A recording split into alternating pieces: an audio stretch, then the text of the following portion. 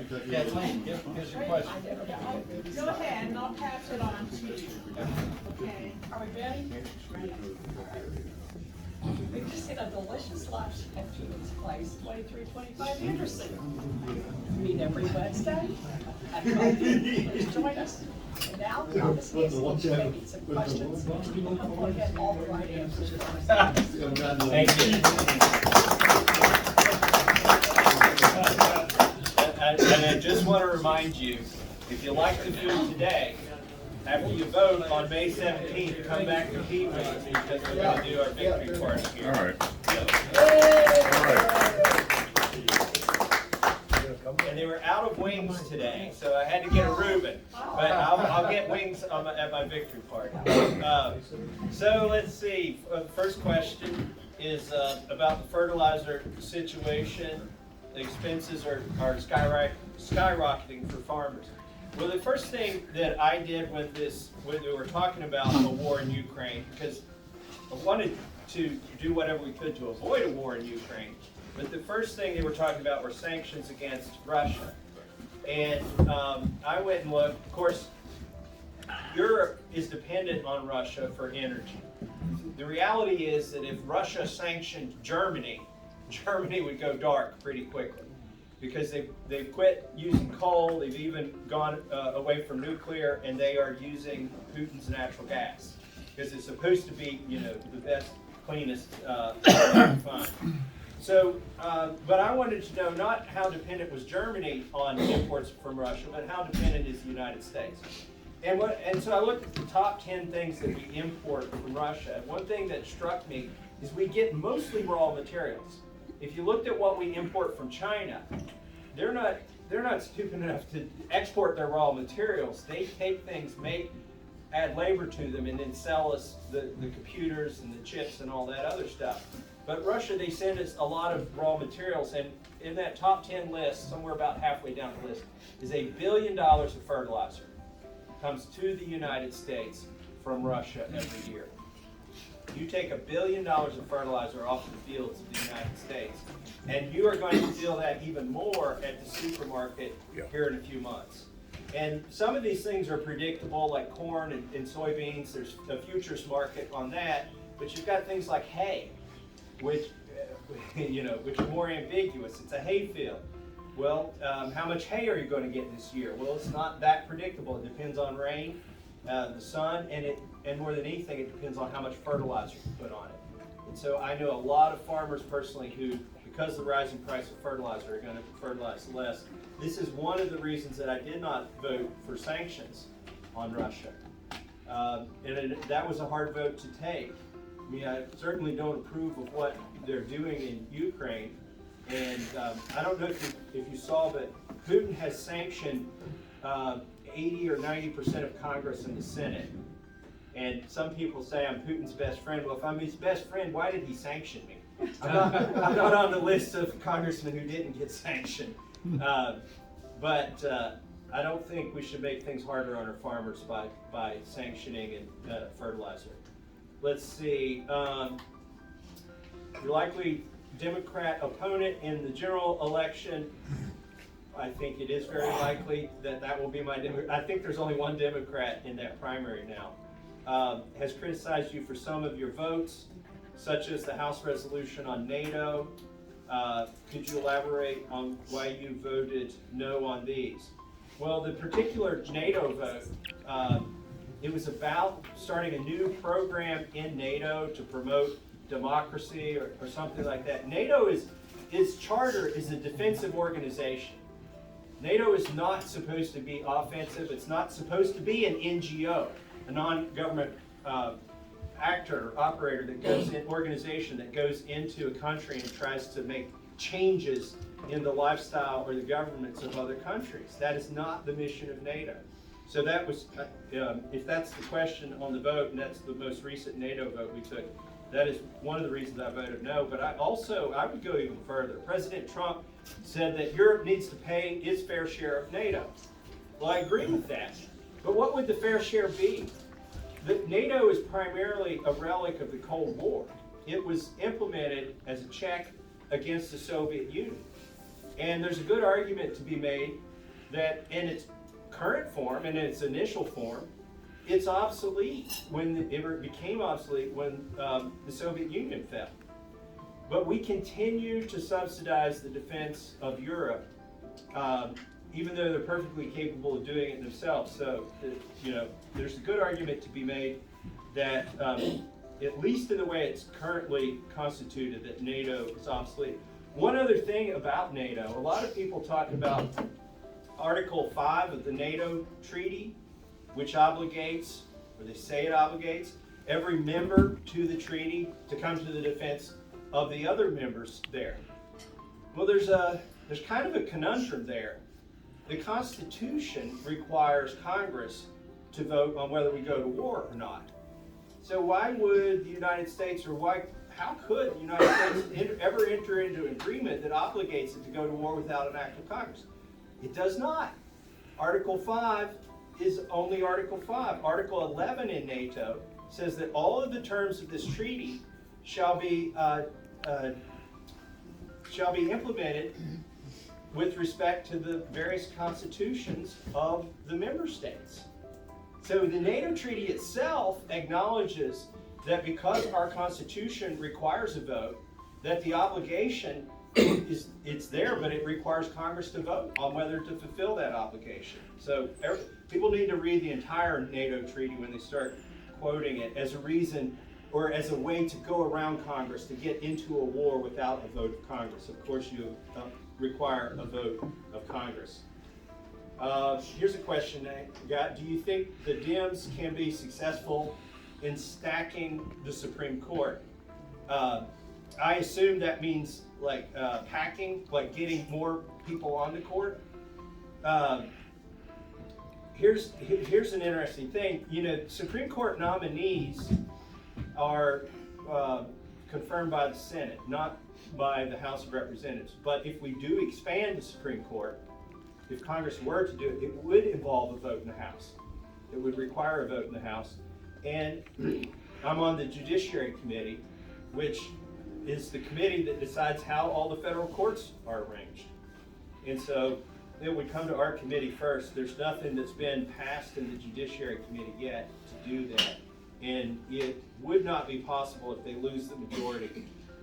And I think the Democrats have sort of a catch-22. If they try to pack the Supreme Court, try to increase the numbers to get a certain outcome, I think they could get blowback in the general election and they would lose an even bigger majority. So they could either try to do it real quickly while they might have the power, but I think we're already inside of that election window where people like Joe Manchin and Kristen Sinema are going to say, if I vote for this, I ain't coming back.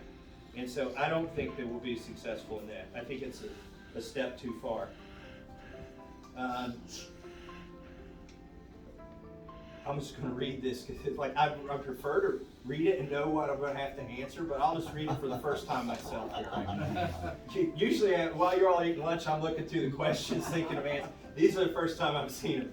In your opinion, if the Republicans win majority, how committed are the congressional representatives and senators to hold strong and follow through on what Kevin McCarthy's goals, from what I hear on TV, Fox News interviews? This is a good question. And also, Kevin McCarthy's name is invoked here. So it's sort of implied that Kevin McCarthy will be the speaker. It's no secret that I worked against John Boehner, and eventually we pushed him out of Congress. Myself and about 30 other congressmen forced John Boehner out. You're clapping, I was clapping, and then we got Paul Ryan. And that's when I learned that it's actually not the person who is the speaker that's the problem, it's the job description of speaker.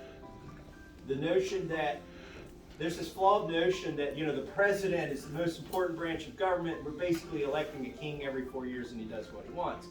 We all know that's flawed. We've had enough civics, everybody in this room. But there's also sort of this flawed notion that the Speaker of the House should control what the outcome is in the House of Representatives. And I reject that completely. It's not the president's job here today to decide what you all, how everybody does things. Her job is to facilitate, if there is a debate, to facilitate a civil debate, and then to come up with an answer that reflects the will of the Optimist Club. It's not to come in here and impose her will with an iron fist, although maybe that's how you will. So I hope you got a benevolent dictator. So here, here's where things fall short when Republicans promise things and how they fall short. And I've seen the wheels fall off the bus. Because I was in the House when Obama was president, and we were in the majority, and much like the situation that's coming up, Biden will be president and we'll be majority, and we got to these points where a shutdown was looming. Mm-hmm. And I think there were smarter ways to do that than to have this cataclysmic all or nothing. It's either shut down everything or fund everything. Because what happens when you get in those tense moments, I'm not afraid to enter that stare down, because I know ultimately, well, the best thing for the country is to get through that problem and onto the other side. But there are members of Congress, Republicans, who say, I'm out, I'm done, I'm not getting blamed for a shutdown. I'm voting for the next omnibus that hits this table, because my next election's on the line. And they're in tougher districts, so I'm not going to judge them.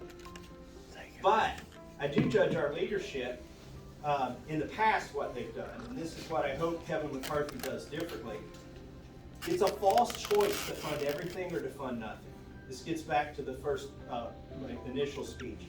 We should be passing bills one at a time. When we get in the majority, send them to Joe Biden. Give the soldiers the pay raise they deserve, fund the military, debate that bill, and then, if it's good enough, get it over to Joe Biden's desk, and then he can decide whether the soldiers get paid or not. Let's fund NASA, the mission to Mars, all the stuff we feel good about as Americans. Let's put that in the bill. Let's fund that. Let's send that to Joe Biden. Throw the national parks in there too. Okay? Fund those bills, send them to Joe Biden, and then when we get to the parts we don't agree about, then we can have a debate. And if Joe Biden doesn't sign the bill we send him, government doesn't shut down. Whatever thing was in that bill might shut down, but the whole government doesn't shut down. It's not the end of the world. It's not an apocalyptic outcome. And guess what? Republicans in tougher districts who are constantly worried about their next election won't be under as much pressure to vote for things that they didn't campaign for. So that's how we stay committed if we get in the majority.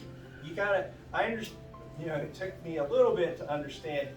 I can feel one way and can feel very passionate about it, but I have to understand why the other people feel the way they do. They're all behaving the way they do for a reason, and if you can figure out what that is, well, they've got different congressional districts, and that's why.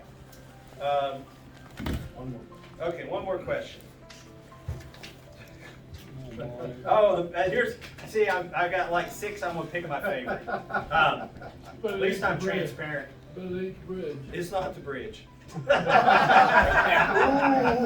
Wait, no, okay, let me quickly.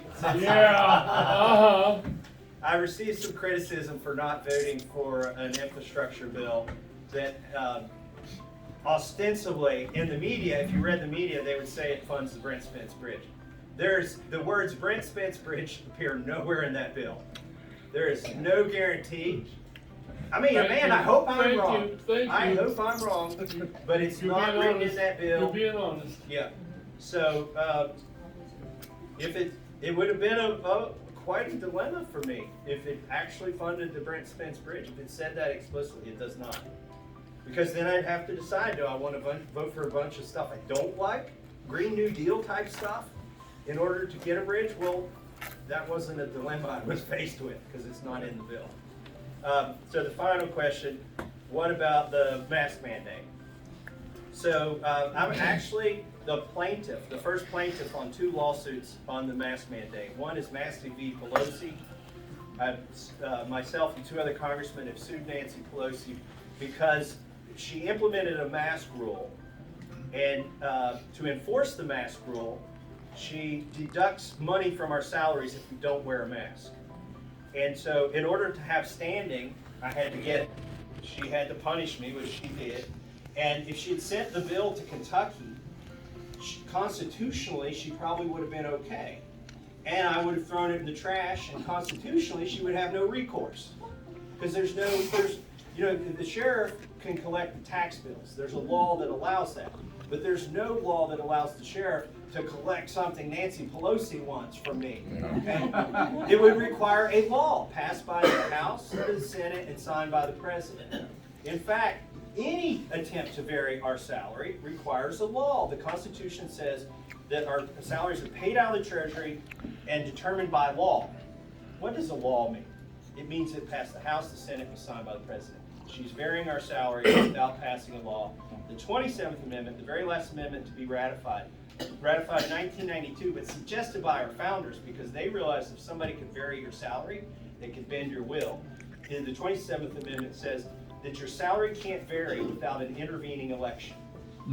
That way, people think, oh, well, that's so if Massey votes himself a raise, we can vote him out before he gets the raise. Well, that's partly, what it's intended for, but if you go back and look at the debate at the time, they realized that some party or one party could get control of the House administration and control the salaries that go to members. They could bend the will of every member of Congress by cutting off their sustenance. And so that's the first lawsuit that I entered. We lost that at DC. We didn't get, in the venue we wanted. We lost that at the DC District federal judge. We've appealed it to the circuit, and we will take it to the Supreme Court because I think it's important, not just about masks. It's important for a republic. Can whoever ascends to Speaker of the House bend the will of 434 members by taking away their salaries? The other lawsuit that I'm the lead plaintiff on is Massey versus CDC. The CDC is the one responsible for the mask mandate on airplanes. Now, I did this lawsuit, the governor of, by the way, 16 other congressmen joined me, including Warren Davidson, and a Senator, Rand Paul, joined me in that lawsuit. We submitted our arguments, the DOJ submitted theirs about a week ago, and in the next 2 weeks we may get a ruling. We were actually in a race with 3 or 4 other lawsuits, and one of them beat us this week, and I'm super happy it did. And we may get a positive ruling ourselves in our lawsuit, but it sort of doesn't matter now because the lawsuit was about whether the CDC had the legal authority to implement a mask mandate on airplanes. It turns out they don't. That Congress gave the CDC narrow authority. It said you can, in order to contain a pandemic, you can destroy livestock and you can fumigate areas and other things. Well, the CDC said a year or 2 ago, they said, well, other things, that could mean eviction. So let's override all state contracts on rental contracts, and they did the eviction moratorium. And the Supreme Court ruled on that and threw out the CDC rule because they said, well, when Congress said fumigation, destroying livestock, and other things, they didn't mean any other thing. They meant things like these things, right? Otherwise, you'd have all the authority in the world. And the thing you have chosen is not like these other things. So the basis for our lawsuit, and the same legal basis for the lawsuit that was just won by a district judge, is that the CDC, when they make you wear a mask on an airplane, that just because they have the authority to treat livestock and insects doesn't mean they have that same authority to treat you like livestock and insects when you get on an airplane. And that's our argument. That was the argument in the Florida case where they prevailed. And this is so important. This kind of thing just wraps it all up. This is why I'm supporting Joe Fischer for Supreme Court judge here in Kentucky. Is in the federal Constitution says after the whereas clause, after the preamble, the first operative sentence in the Constitution, after the reason they want to do all this, it says all legislative power is vested in Congress. Not some of it, not they can delegate it, all of the lawmaking authority belongs to Congress. Why did they do that? Because we had a king that made laws until then. They said that ain't gonna cut it. They put it all with us.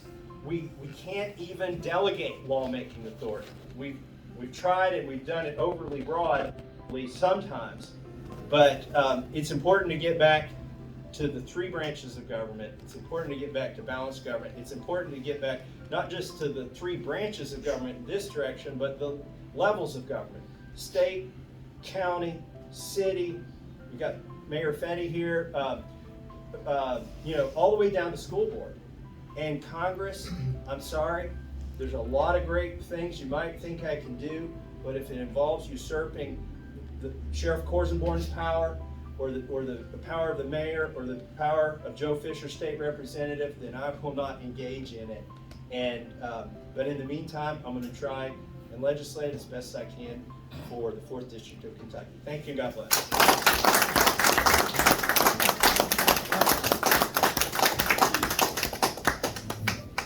Oh, okay. Copy of the Optimist Club are going to give you an Optimist tree to hang in your office. Okay, great. You can memorize it when you come back in a few weeks. You come back and I hope I carry this one out: to wear a cheerful countenance at all times and give every living creature you meet a smile. That's going to be hard in the last 4 weeks of my practice, but I will try. And one more thing.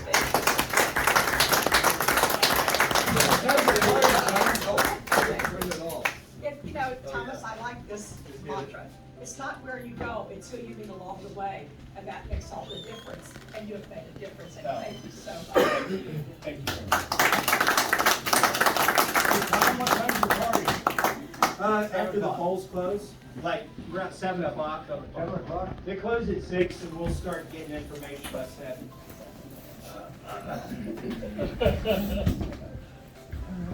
Well, get. 2, 3, 5. There you go.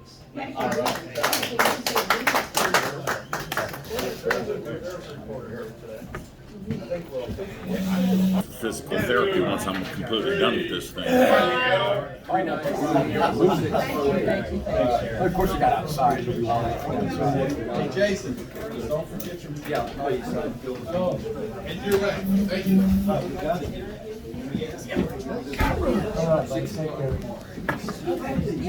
No, but that's at that point, it's you're wasting money. Hold that. You see the little camera down there? Just push that little tiny camera. The little one? That's it. Okay. All right, I got it. Oh, okay.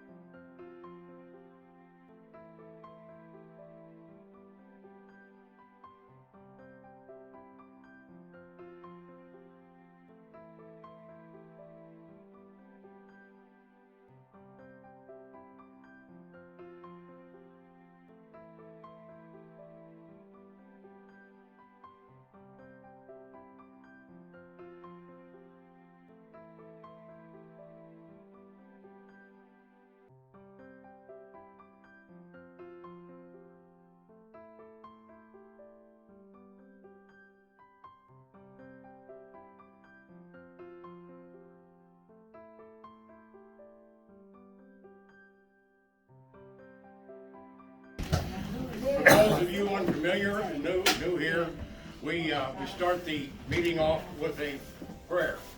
We then move on to our Optimist Creed, which you see displayed behind me here, which is nicely straightened out. That's a brand new one. By golly.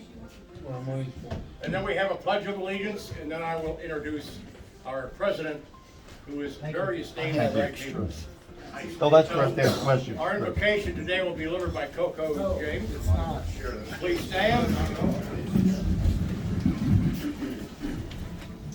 Thank you. Dear good and gracious God, Heavenly Father, we come to you today asking for your guidance, wisdom, and support as we begin this meeting. Help us engage in meaningful discussion, allow us to grow closer as a group, and nurture the bonds of community. Amen. Amen. Congress yourself, be so strong. Not only to serve you peace of mind, to talk health, happiness, and prosperity, every person you meet. Make all your friends feel their something. Look for your sunshine burden, and make your optimism come true. To think only the best, to work only for the best, and to expect only the best. Be just as enthusiastic about the success of others as you are about your own. Forget the mistakes of the past and press on to the greater achievements of the future. To wear a cheerful countenance at all times, and give every living creature you meet a smile. Give so much time to improve yourself that you have no time to criticize others. Too large for worry, too noble for anger, too strong for fear, and too happy for the presence of trouble. I pledge allegiance To the flag of the United States of America And to the republic for which it stands, one nation, under God, indivisible, with liberty and justice for all. Okay, guys, real quick, did I get everybody's order? Yes, perfect. Leslie, you've done a magnificent job. Jenny, you're the best, babe, thank you. Ladies and gentlemen, years ago, an appellate court judge in Cincinnati, his name was Ray Shannon, told me the secret to having a successful meeting is to have a snappy opening, a snappy closing, and keep the two as close together as possible. But today is going to be the exception from that inspired. Our speaker today, who I am not going to introduce, that honor falls to our president. But our speaker today is somewhat of what you would call an odd fellow in Congress. He actually reads the bills before he votes. He reads the bills before he votes. Now, I know you're thinking right now, that guy up there talking is about as confused as a Democrat at a Tea Party rally. Reads the bills. With that, I would like to introduce our amiable, distinguished, and esteemed President, Ms. Janine Bell.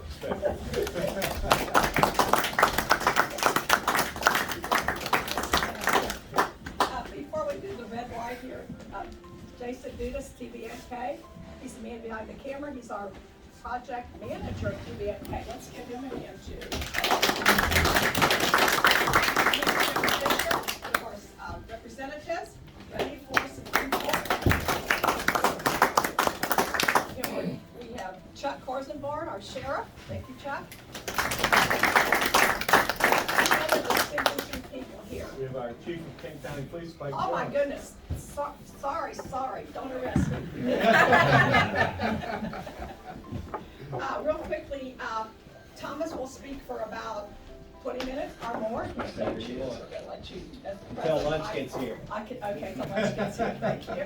And then we'll break for lunch, and then we'll have a 10, 20, whatever minutes for questions and answers, because he's very good at answering questions, because he does read the bills. He looks for the pork barrel spending and violations of the Constitution. That's what you do, right? So that's going to be our program for today. And are we ready to have the red light on? Okay. Got Mayor Feet here today too from Erlanger, the Mayor of Oh Erlanger. my gosh, Jessica Fetty from Erlanger.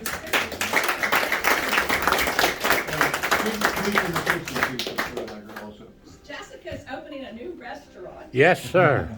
The Hive. Yep, the Hive. Where is it, Jessica? 480 Erlanger Road, right behind Super Bowl. And I've been there, it Opens on looks great. Saturday, From 7 to 4. 7 a.m. to 4 p.m. Breakfast, brunch, and lunch. Saturday, come for lunch. Yeah, Breakfast. Are you doing the cooking? my dad is. Oh, well, it's gotta be the best. It is. Yeah, definitely. Are we ready to go? Welcome, my Optimist friends. I'm Janine Bell Smith, president of the Optimist Club of Covington. Today is Wednesday, April the 20th, 2022. We meet every Wednesday, 12 noon at PeeWee's Place, 2325 Anderson Road, Crescent Springs, Kentucky. For our TBNK viewers, our primary Candace Speaker series is videoed and rebroadcast on Spectrum Channel 203, Cincinnati Bell 8:15, Thursdays at 8 p.m. This also can be posted on TBNK On Demand, Roku, TBNK To Go, which would be www.tbnk.org. It'll be on the TBNK Facebook and the Optimists Facebook. Please check it out. Today's speaker is our United States Congressman Thomas Massey. He is a Republican. Thomas Massey represents Kentucky's 4th Congressional District, which stretches across northern Kentucky, 280 miles of the Ohio River. Thomas Massey is up for re-election in 2022. Thomas will be on the Kentucky primary ballot May 17th of 2020. It is my pleasure and my honor to introduce our Congressman, Thomas Massey. Let us give Thomas a huge optimistic round.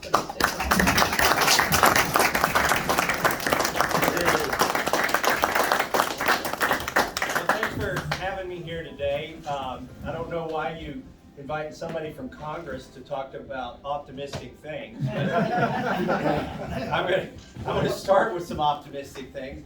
Number one, I'm so optimistic that I'll win this primary that May 17th I'm having the victory party here at PeeWee's. So I'll invite you back to that. There is one thing I'm really optimistic about, and that is Joe Fischer is running for the Supreme Court judge. And we need somebody who's got some common sense, and somebody from Northern Kentucky, and somebody actually who's legislated, because what happens in our courts all too frequently is that the courts try to legislate, and they don't understand that's not their job, that their job is to interpret the law. Frankly, it's to determine if somebody was harmed and how to remedy that harm. And in the course of that, they sometimes have to interpret the law, but they get a little carried away and rewrite the law. So if Joe Fischer does anything right, it's going to be that he understands the 3 branches of government, because he served in one so well for what, 22 years? 24 years. He probably knows by heart all the laws he's going to have to interpret when he gets there, and some of them might be his own laws. So that's one thing I'm optimistic about. Would love to see him be a judge. Now let me get to some things that aren't so optimistic. People ask, is inflation permanent? Is it going to go back down? Are we always going to see these high prices? Well, it's permanent. The price increases you've seen are permanent, and I'm going to tell you why. For the first $24 trillion of debt that we accumulated in this country, we borrowed those dollars. We borrowed them from individuals, we borrowed them from other countries, we borrowed them from corporations. Corporations wanted a safe place to park their money, or maybe some special tax treatment. They buy a bond, and in buying that bond, they would transfer those dollars to the U.S. government, or those buying a treasury security, which is a promise to pay you back later, the IOUs. That gave the federal government money to then go out and spend.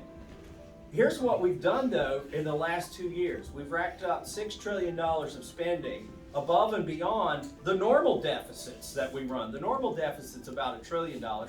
And we go out and borrow that $1 trillion, and someday we'll have to pay it back. But what we did for $6 trillion, we went out and there wasn't $6 trillion to borrow.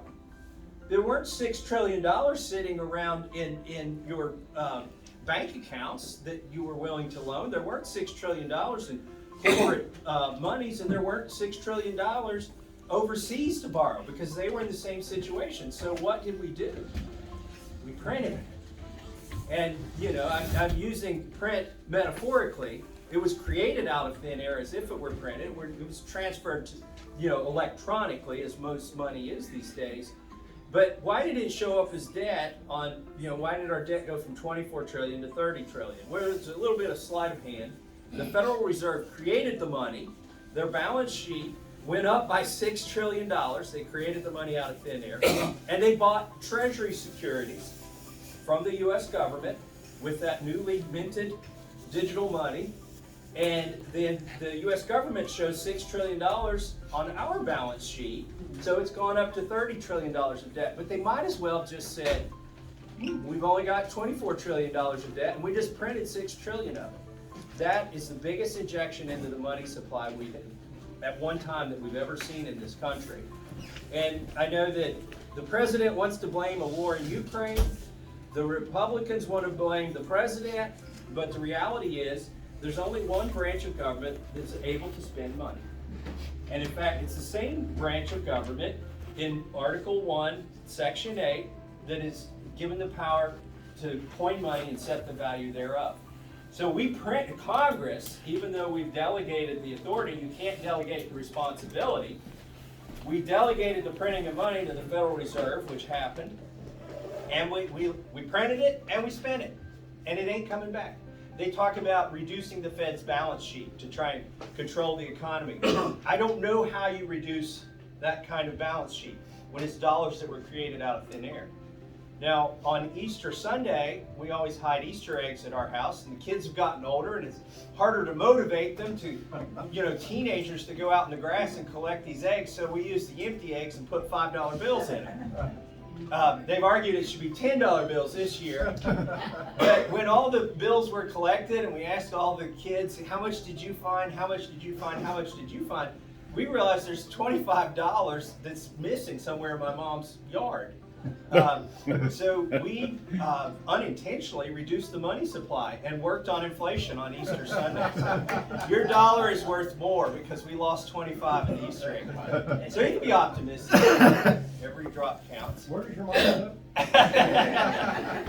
Vanceburg, Kentucky. Get on the AA in Wilder and go east, and you'll actually, you can see the AA from my mom's house, the same house that I grew up in. I think most of you know my background, but I'll go through it again because since I'm running for office and there are people on closed circuit TV who will get to see this. I grew up in Kentucky. Went to the same high school that my mom went to.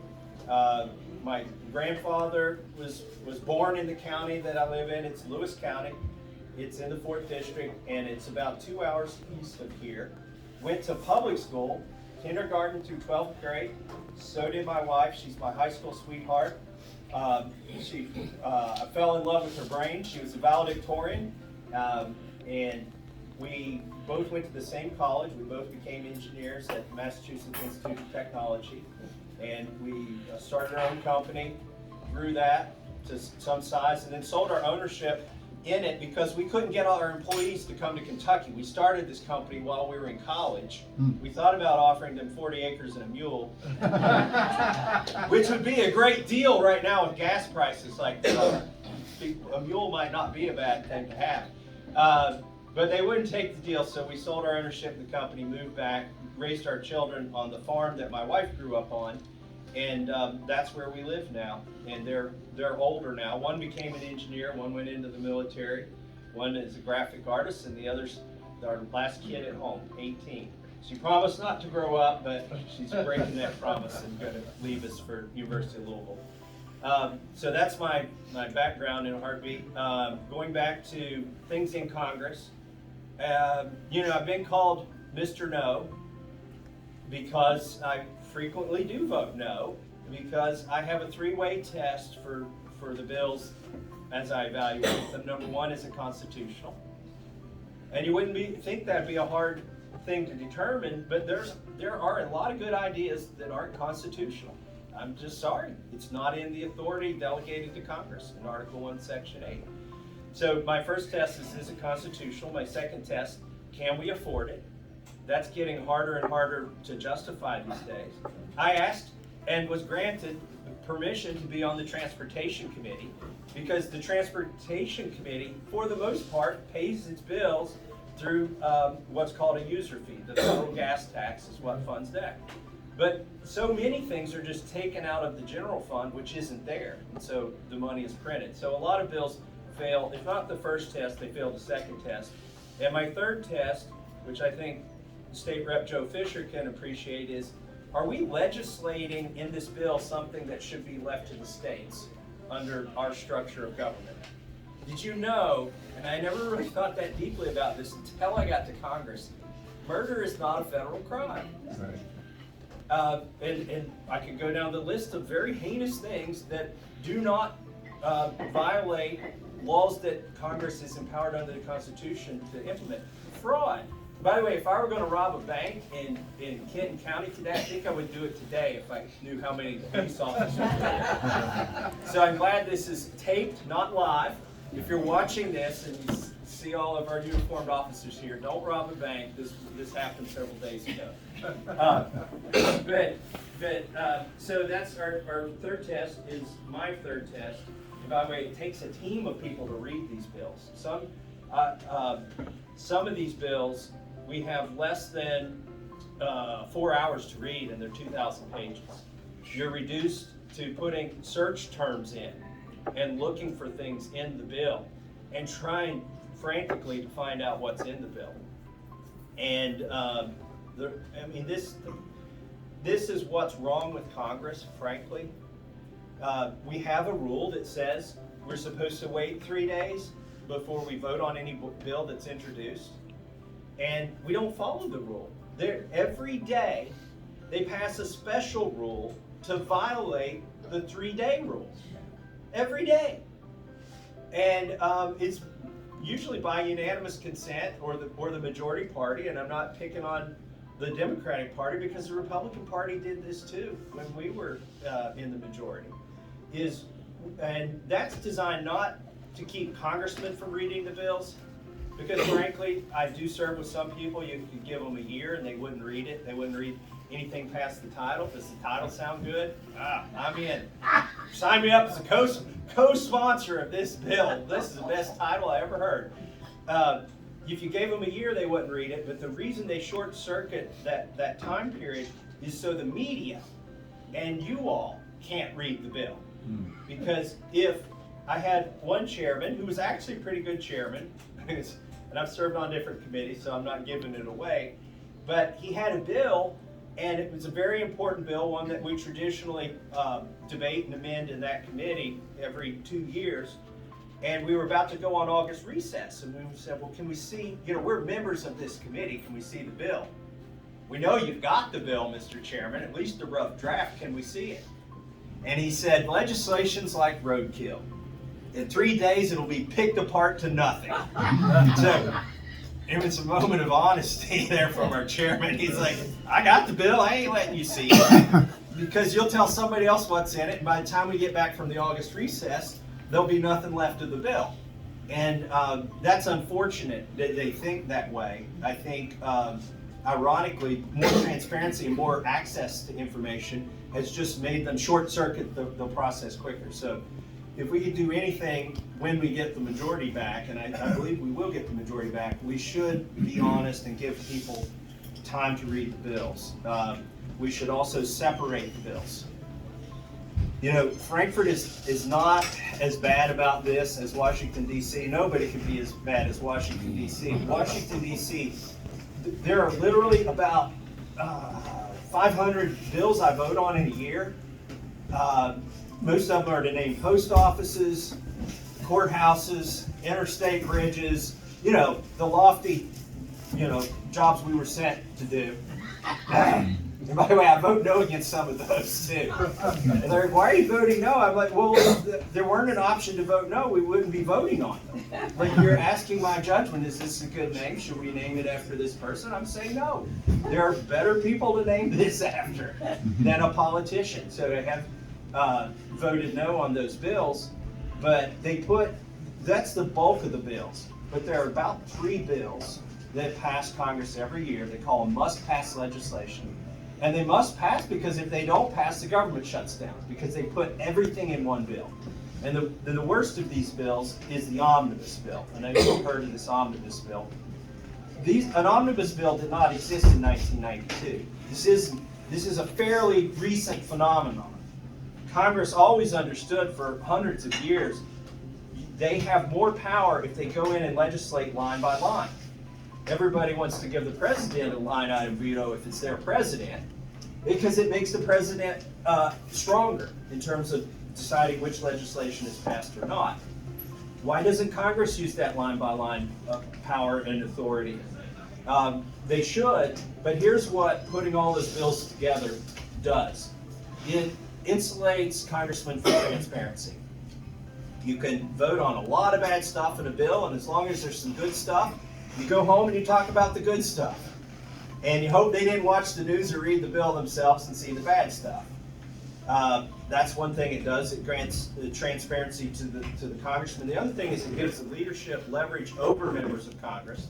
The leadership are the ones who write these bills. They don't let you see them until right before you have to vote on them, and they say, well, Congressman Massey, this has a pay raise for the soldiers. I don't want you to have to go home and say you voted against a bill that has a pay raise for the soldiers. I mean, we're really worried about you. We've seen you've got a primary and a general election to win, and things are going to be tight if you vote against these soldiers' pay raises. And so they start getting in your head and convincing you to vote for that entire bill, regardless of what else is in it, and then encouraging you to go home and vote for that. But here's what it robs you of when the people in DC pervert the process and put all that together. It robs you of representation. I have people who come to me and say, from the Alzheimer's Foundation, would you fund research for Alzheimer's? And by the way, I'm not for funding health care per se, like individual health care by the federal government. If the states want to do that, that's fine, but there's nowhere in the Constitution we have that authority. But I believe, and also it's better done at the state level than it is at the federal level. But as far as like research for terminal illnesses or things like that, it's hard for the state of Kentucky to mount its own Alzheimer's research. And I think this is one of the areas where there's a federal nexus. Instead of having 50 different states trying to do research on that, let's have the federal government do it. But you know, the problem is that funding is in a bigger bill, which is in another bigger bill, which is in the Omnibus. So if I tell you, well, I'll support your research, and how do you know if I do or not? Because it was in such a big bill. So it robs you of representation. If you have priorities, when I go to Washington, D.C., I have priorities, the things that would be best for the 4th District.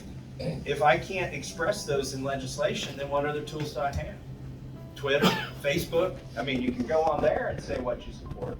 But how do you know? It was one big vote on one big bill that had everything in it.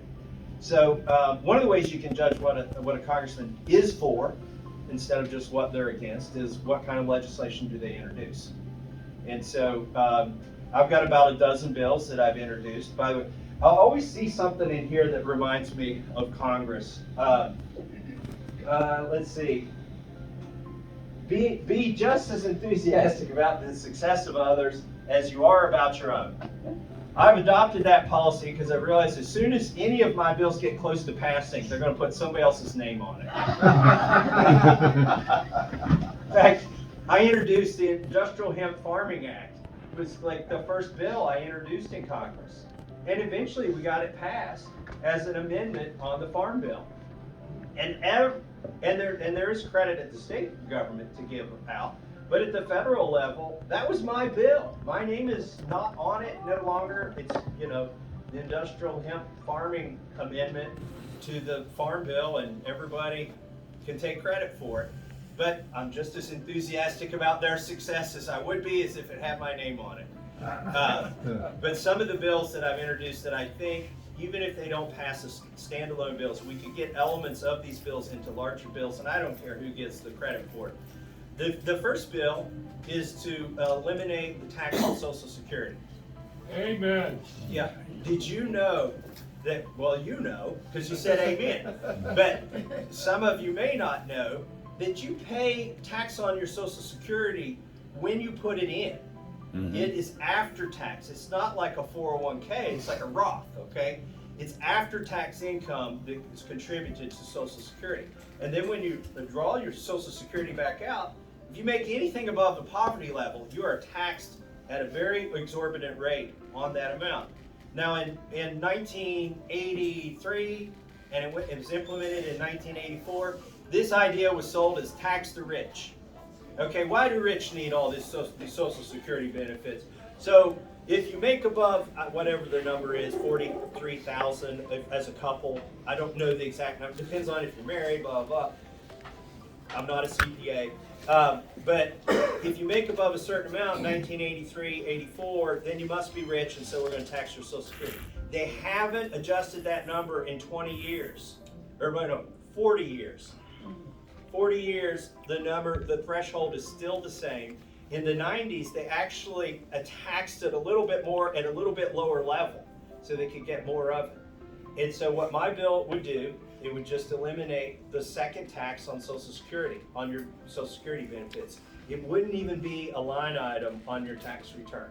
So it would have the benefit of at least simplifying the tax code by one line, at least your tax code.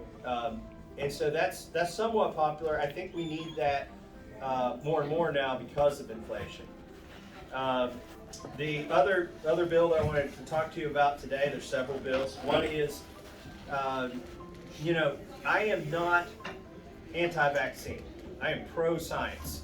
I've studied science at MIT. I got 2 degrees, a Bachelor of Science and a Master of Science in engineering, which is applied science. And in a way, pharmaceuticals are applied science as well, sort of like the biomedical version of engineering. So I'm not anti-vaccine. If we can come up with better cures, let's do it. But I don't think anybody should be forced to take it, any kind of medication. It should be your decision and your family's decision. And if they're kids, they don't have, the judgment to decide what to take. The parents should be involved in that decision. So before there were any mandates, I saw the mandates coming. I had people call me from the military, high up in the chain of command. Not my son, I don't want him to get in trouble, but other people in the military. And they said, we're pretty sure they're going to do a COVID vaccine mandate on this. And people say, well, there are all these other vaccines that you have to take when you go in the military. Number one, yes, that's going to happen when you sign up. If you care to look, you know what vaccines those are. But number two, this has been adjudicated with the anthrax vaccine. It has to be FDA approved, is what they determined, for the Secretary of Defense to mandate these. Long story short, June of last year, I said, I think they're going to mandate this. And I think they're going to do it in a way that's not FDA approved. And so I introduced a bill that now has 63 co-sponsors to say that members of the military won't be forced to take a COVID vaccine. Good. And and people say, well, most of them have already taken it or they've been pushed out of the military. By the way, my best guess is 10,000 people have left our military over this because of the vaccine mandate. Yep. And I don't know if they can ever get back in and they've got less than honorable discharges, like a general discharge. Some retired early, retired when they could instead of staying in. And the worst part of it is we're not recruiting people that would otherwise be inclined to sign up to protect our country. Especially young males ages 18 to 24 are at the highest risk of myocarditis and other side effects from this vaccine.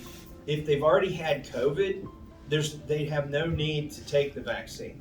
So I would love to see that get passed, even though many have been forced out, and I think we need to get it passed so that we can get back to recruiting red-blooded Americans who want to serve the country and don't want any more stuff in them than they need to have.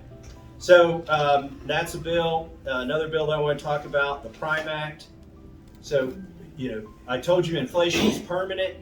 Well, inflation is somewhat extraordinary in certain segments of the economy. There are portions of it that aren't permanent, that we could do something about, like oil and gas and the price of energy. We could be more energy independent. We could use our own resources. And then we wouldn't be drug into these wars in the Middle East or in Eastern Europe. It wouldn't be as much of an issue for us at the gas pump. And we wouldn't be so inclined to put our own dollars into the defense of Europe or Middle East or some country somewhere. And so we can do things for energy independence, but we also need to do something about food, because this is the most regressive part of inflation. I don't care if you're a millionaire or if you are living on $1,000 a month. You eat about the same calories per day, okay? And so everybody needs a certain amount of food, and it's when we do things that artificially raise the price of food, that's just shooting ourselves in the foot. One of the things that has happened in this country is 4 corporations control 85% of the meat processed in the United States. And I mean, it's a hard number to believe, but through consolidation, the 4 companies have acquired all the processing, 85% of the processing in the United States. One is completely owned by the Chinese. You know, I'm way more concerned about the Chinese buying our meat processing capability in our farmland than I am about Elon Musk buying Twitter. Okay? But one of the 4 companies is Chinese, one is Brazilian. The other 2 are, you know, multinational, like most big companies are these days. My bill called the Prime Act says that if the farmer is in the same state as the processor, who's in the same state as the consumer, this is not interstate commerce. And as long as the processor and the farmer and the consumer are complying with state laws and county health inspectors, and anything at the local level, then the federal government doesn't need to be in there regulating that. And I've got almost 50 sponsors on that. Ironically, I have 7 Democrats who sponsored that bill. Because, like I said, everybody has to eat, right? Even Democrats have to eat. And they understand that the best food is local food. And that we have increased the regulations in this country to the level that it makes it hard to get food from your own county, sometimes even your own state. It has to go through this corporate, you know, industrial complex to get processed and come back to Kroger. Even though it started in Kentucky, it may go to Nebraska and go to one of these 4 processing plants and then show back up. So we've got a lot of support for this bill. I've even got the same bill in the Senate. Senator Rand Paul, I told him about it. He said, that's a great idea. I'll introduce that bill for you in the Senate. I said, Rand, there's a senator that's got a better name than you to introduce this bill. And he thought I meant reputation. I'm like, no, your reputation's impeccable. He's got a better name. I said, what do you mean? I said, I want Senator Angus King to introduce this bill. And believe it or not, Angus King introduced the bill. He is the lead sponsor of the Prime Act, that's the name of this bill, in the Senate. And we've got, by the way, he runs as an independent and then he caucuses with the Democrats. So the lead sponsor of this bill in the Senate. You know, I'm optimistic, not that the whole Prime Act will get passed, but that, you know, what we've dealt with through COVID and the shortages we've seen in the supermarket, the hardships that farmers have seen where they've had to euthanize animals because there wasn't the processing capability.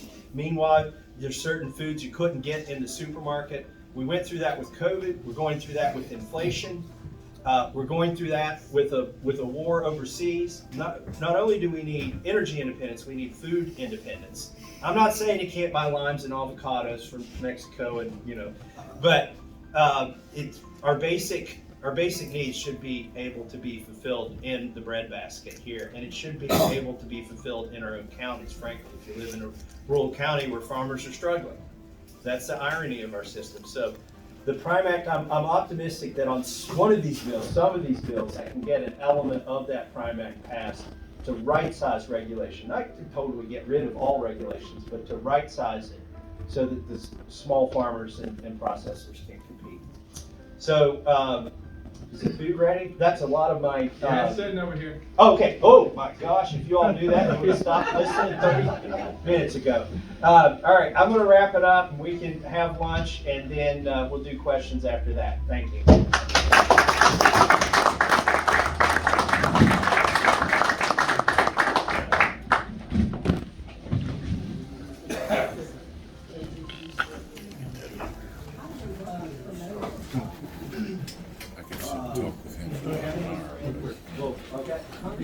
That's the years I've been in. Let's see.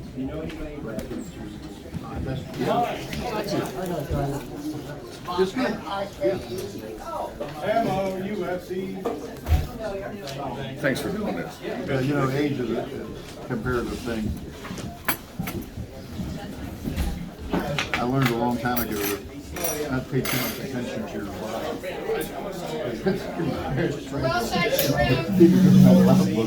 Yeah, there you go. We got lasagna. Who's coming up with lasagna? I always kid people that it's 1970 that if it doesn't work, it's not working.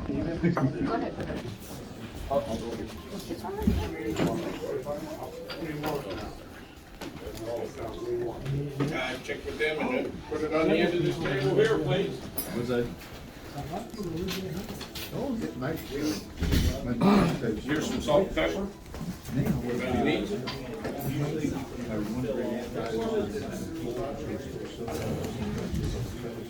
John, were you the one that wanted these?